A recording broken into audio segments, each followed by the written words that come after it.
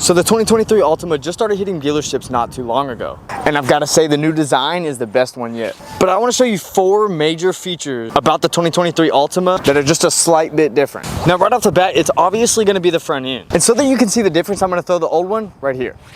But if you look at it from the front, you can definitely tell that the grille is a lot longer. But in my opinion, that just makes it better, because if you see here, the headlight actually flows down into the grille just a slight bit better as well. And if you look back on the old one, this grille is way bigger now. And the new headlight design with that projector all the way on the corner is just... But let's move on to the second one, because this one has got to be my absolute favorite about the new Altima. And that's going to be the new wheel designs. On this particular one, it's got 19-inch wheels because it's an SL package. But I'll go ahead and put the other new wheel designs that you can look for on the new 2023 Altima right now. Now they did say the rear fascia of the Altima is a slight bit different. In all reality, it's not that different. It comes down a little sharper on the edges, along with your new emblems that are also a different color. Which the color is like a charcoal gray now. Now I saved the best for last, and that's for a reason. And I know a lot of you, like me, have seen this on a lot of newer cars, and we just really wish we had it. And boom!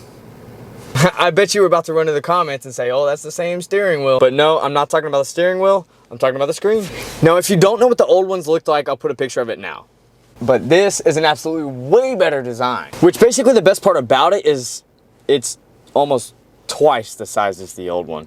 And what I really like is the functionalities on the left side of the steering wheel that makes it really convenient for the driver. Oh, I bet you thought I was done, but these actually have wireless CarPlay now. And I know Nissan's pushing a lot of the VC turbo stuff. And yes, they will have the 2.0 liter VC turbo 4-cylinder engine.